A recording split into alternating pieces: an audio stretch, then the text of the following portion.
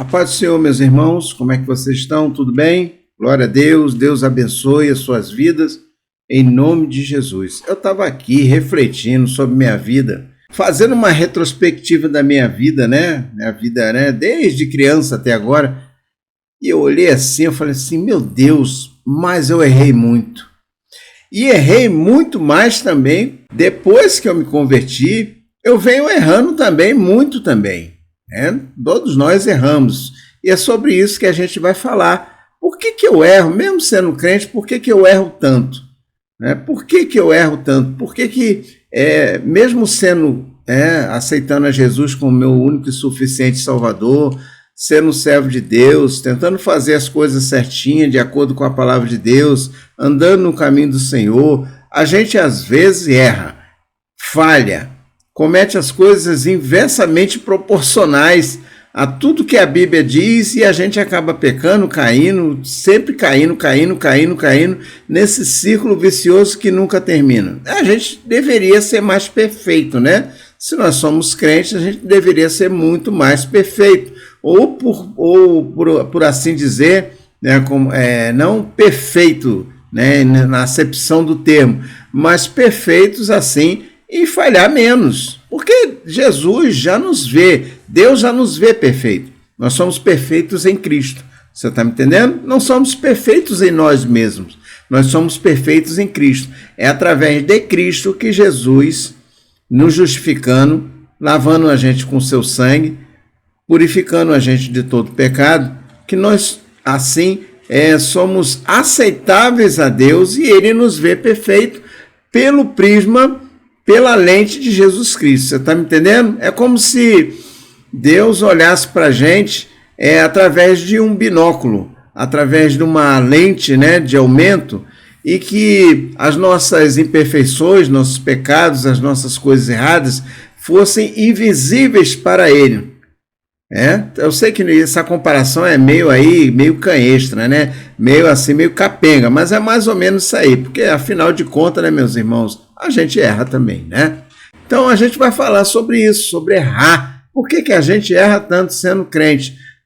Tem algumas coisas que eu fiquei pensando sobre isso e eu cheguei a certas conclusões, Por exemplo, a gente se acha muito autossuficiente, a gente se acha muito certo. Todo ser humano é assim, Não é questão de ser orgulhoso, mas é questão de se achar muito certo em andar um determinado caminho. É como a pessoa que tem uma opinião abalizada sobre determinada coisa, é um doutor de uma determinada matéria, e ele afirma que aquilo ali categoricamente é o correto. Embora, muitas das vezes, a interpretação dele aos seus olhos pareça correto, mas na verdade aquilo não é. Por exemplo, o Sol, não sei se você sabe, eu gosto muito de astronomia, não é astrologia não, astronomia, eu gosto muito de astronomia, ver as estrelas, examinar, fazer essas coisas todas, eu gosto muito dessas coisas, gosto muito de astronomia. O Sol, o nosso Sol, quando você está olhando uma determinada estrela, o nosso Sol, ele distorce o espaço-tempo e distorce tudo ali, toda a luz que está em volta dele. Então, quando você olha uma determinada estrela, na verdade, ela não está na direção que você olhou, ela está na direção que a distorção da luz daquela estrela fez você olhar aquela estrela. Você está me entendendo mais ou menos isso? É como se a massa do Sol, você olhando, usando o Sol como referência, através do Sol, aquilo ali distorcesse, fizesse uma curva na luz, mas na verdade ele está só distorcendo o espaço à sua volta, mais ou menos isso. Bom, então, às vezes o nosso ponto de vista pode nos parecer certo, pode nos parecer correto, mas ele não é. É o que a gente acha que é correto. A gente vê muito isso em conflitos de gerações. O ponto de vista do nosso pai pode não ser o correto, mas é o ponto de vista dele. O ponto de vista dos nossos avós, o jeito de que eles agiam, pode não ser o melhor jeito, mas era o jeito que eles achavam que era correto. Embora muitas das vezes para a gente, as gerações depois, achamos que não é o correto. Mas isso é uma coisa que existe em todo ser humano, principalmente no crente. Devemos saber que sozinho a gente não consegue nada. A gente precisa da ajuda do Espírito Santo e de pessoas que querem um compromisso sério com Deus, né? Lá em 1 Coríntios, capítulo 10, versículo 12 e 13, diz assim: assim, aquele que julga estar firme, cuide-se para que não caia. Não sobreveio a vocês tentação que não fosse comum aos homens, e Deus é fiel, ele não permitirá que vocês sejam tentados além do que possam suportar. Mas, quando forem tentados, ele lhe providenciará um escape para que vocês possam suportar. Ou seja, nós nos achamos autossuficientes, mas, na verdade, Deus nos concede, permite que nós soframos certas tentações, mas dentro do limite da nossa suportabilidade, ou seja, nós somos tentados no limite daquilo que podemos resistir. Você está me entendendo? Por isso que a palavra de Deus diz assim: Deus não permitirá que vocês sejam tentados além do que pode suportar. Ou seja, nós temos toda a condição de dizer não às tentações que sobrevêm a nós. Então, quando nós erramos na tentação, nós erramos porque nós somos fracos e assim tendemos a dar lugar à tentação que origina o pecado. Mas Deus nos afirma que nós temos toda a condição de suportar toda a tentação. Então, não sobrevém tentação em cima de nós maior do que nós podemos suportar. Por isso que tem gente que fala assim: ah, não, mas eu fui muito tentado, eu não aguentei, eu fui muito tentado. Realmente, você não aguentou, você não foi forte o suficiente para resistir àquela tentação. Aquela tentação era tinha totalmente as condições para que você não cedesse à tentação. Então nós achamos que somos muito autossuficientes, que muitas das vezes a gente não precisa de Deus para resolver nossas situações, mas a gente precisa, meu irmão. A gente precisa, nós somos dependentes dele para tudo, para respirar, para andar. Tem gente que dormiu ontem e não acordou hoje, porque se achava muito autossuficiente, muito forte, mas na verdade nós não somos. Nós temos nos espelhado em homens que falham como nós. Em quem você tem espelhado a sua vida cristã? Você tem se espelhado em homens, no seu pastor, na sua pastora, no seu líder? Olha, meus irmãos, eles também falham. Eles falham e falham muito. Falham muito, não falham pouco não. Eles falham muito. Se você se espelhar em homens para você não falhar, você vai cair do cavalo. Porque a gente não deve se espelhar em homens. A única pessoa que a gente deve se espelhar é Jesus Cristo, nosso Salvador. Ele nunca errou e nunca vai errar. Então, se você se espelhar em homens falhos, a sua falha ficará muito mais evidente e você cairá, certamente. Devemos olhar somente para Jesus. Ele sim sabe como vence as tentações. 1 Pedro, capítulo 2, versículo 21, diz assim: para isso vocês foram chamados, pois também Cristo sofreu no lugar de vocês, deixando o exemplo para que sigam seus passos. Ou seja, você não quer errar, siga os passos de Jesus Cristo. Você não quer errar, você não quer ou errar menos, né? Porque você é um ser humano, você vai errar uma hora ou outra, você vai tomar um caminho diverso daquilo ali que a Bíblia ensina.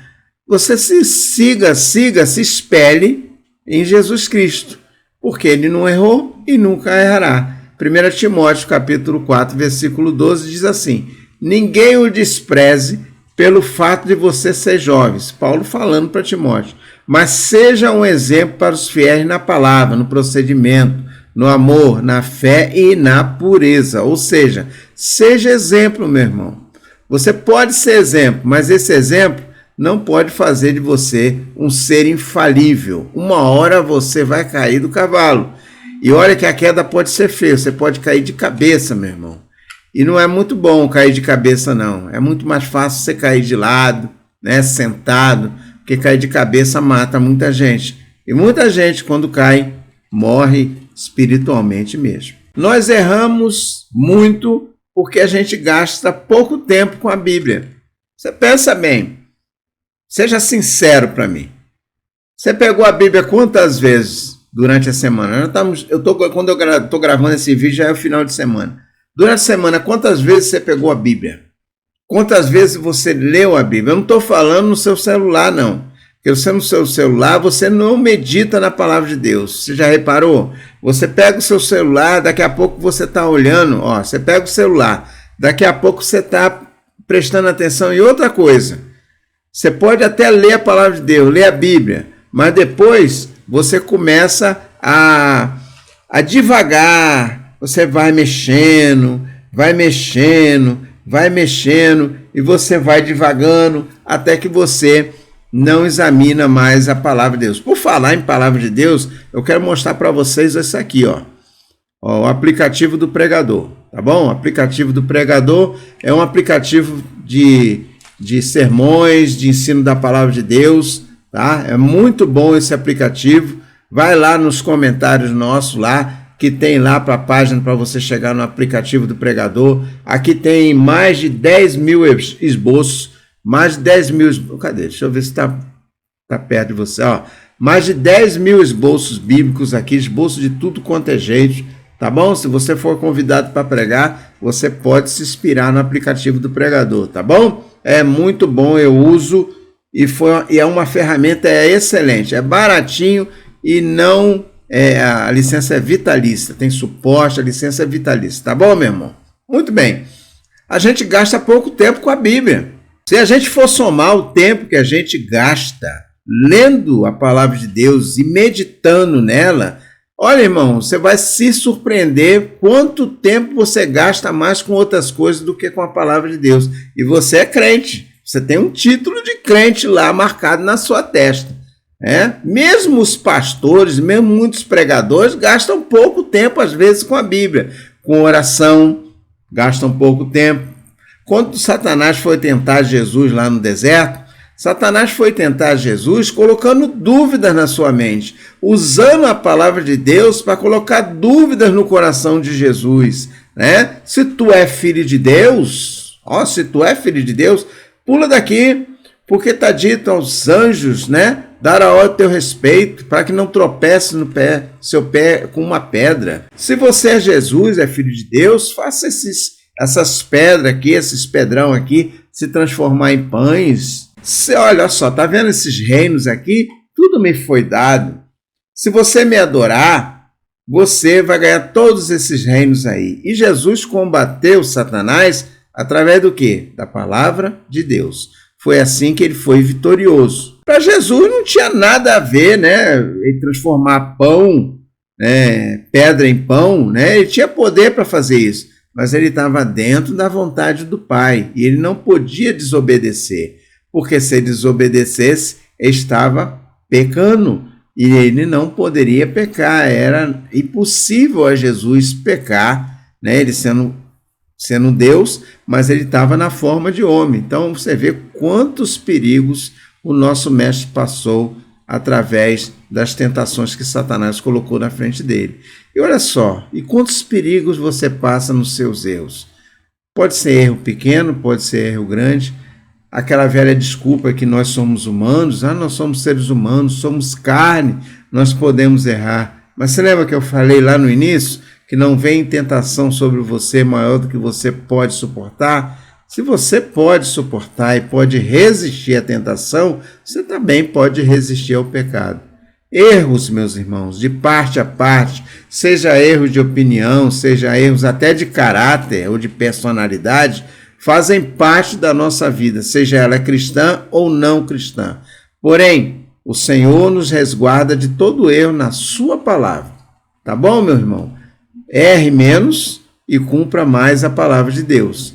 Errar, você vai errar. Eu posso estar errando aqui, eu posso errar daqui a uns 10 minutos, eu posso ter errado no dia de hoje várias vezes e nem notei isso, mas o Senhor nos coloca sempre no bom caminho, no caminho do acerto.